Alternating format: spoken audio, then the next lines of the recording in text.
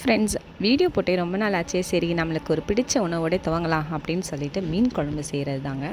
மீன் குழம்பு வந்து ரொம்ப ஃபாஸ்ட்டாக குயிக்காக நம்ம செஞ்சு முடிச்சிடலாம்.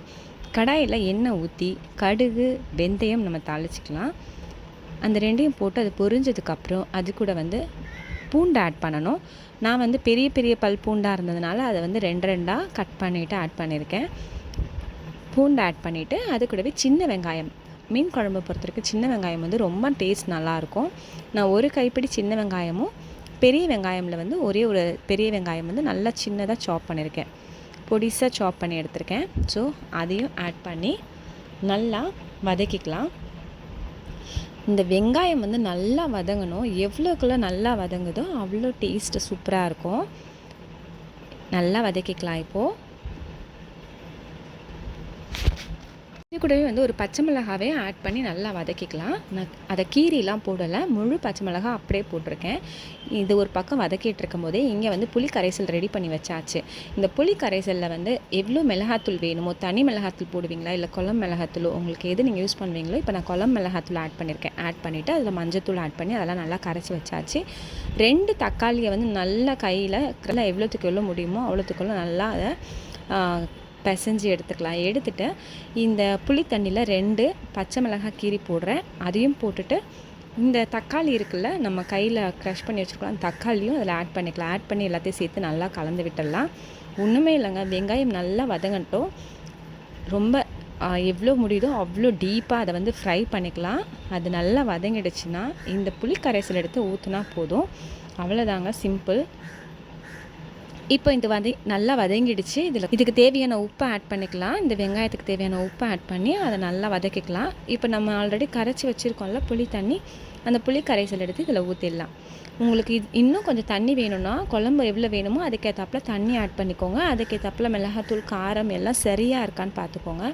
காரம் புளிப்பு எல்லாமே சரியாக இருக்கான்னு பாருங்கள். நான் 1 ஸ்பூன் வந்து தனி மிளகாத்தூளும் அது கூடவே வந்து 2 ஸ்பூன் தனியாத்தூளும் ஆட் பண்ணுறேன். ஆட் பண்ணி நல்லா மிக்ஸ் பண்ணிக்கலாம்.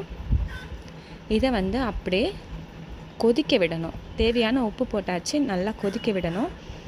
நான் வந்து இப்போது ஒரு மூடி போட்டு கொஞ்ச நேரம் அது கொதிக்க விடுறேன். உங்களுக்கு அது நல்லா கொதித்து வரும்போது அந்த எண்ணெய்லாம் பிரிஞ்சு சூப்பராக தெரியும் உங்களுக்கு ரெடி ஆகிடுச்சு அப்படின்னு சொல்லிட்டு. இப்போ பார்த்திங்கன்னா நான் இதில் வெறும் மீனோட தலையும் 2 துண்டு மட்டும் தான் போட போகிறேன். கொஞ்சமாக தான் செய்கிறேன் நான். இப்போது அந்த மீன் வந்து போட்டாச்சு. நல்லா கொதிச்சிடுச்சு, நல்லா கொதித்து ரொம்ப சுண்டி வந்துடுச்சு. ஸோ இந்த டைமில் வந்து நான் மீனை போட்டுட்டு கொஞ்சம் மீடியம் ஃப்ளேமில் வச்சுட்டு க்ளோஸ் பண்ணி விட போகிறேன்.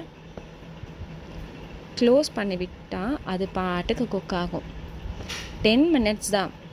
அதுக்கு மேலே நம்ம குக் பண்ண வேண்டிய அவசியம் இல்லை. மீன் வந்து உடனே வெந்துடும். அதனால தான் லாஸ்ட்டில் மீன் போடணும்னு சொல்லுவாங்க. ஸோ மீன் போட்டுட்டு மூடி வச்சாச்சு ஒரு 10 மினிட்ஸ்.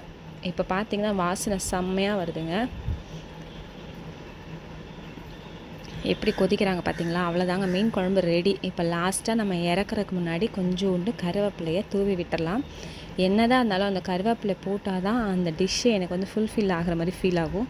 அதனால் ஒரு கைப்பிடி கருவேப்பிலையை தூவி விட்டுட்டு இறக்கிட்டோன்னா மீன் குழம்பு அட்டகாசமாக ரெடி. செம்மையாக இருக்கும். புளிப்பு காரம் எல்லாம் சூப்பராக இருந்தது. இது என்னென்னா இன்ஸ்டண்ட்டாக நம்ம செஞ்சிடலாம். ரொம்ப குயிக்காக ஆகிடும் மீன் குழம்பு. இந்த மாதிரி செய்யும் போது தனியாக நம்ம புளி கரைசலாம் ரெடி பண்ணி வச்சுட்டு இதை தாளிச்சிட்டு உள்ளே ஊற்றினோன்னா நம்மளுக்கு அது கொதிச்சோடனே குழம்பு ரெடி. அவ்வளோதான். இந்த மாதிரி ட்ரை பண்ணி பாருங்கள். ட்ரை பண்ணி பார்த்துட்டு எப்படி இருந்ததுன்னு சொல்லுங்கள். தேங்க்யூ.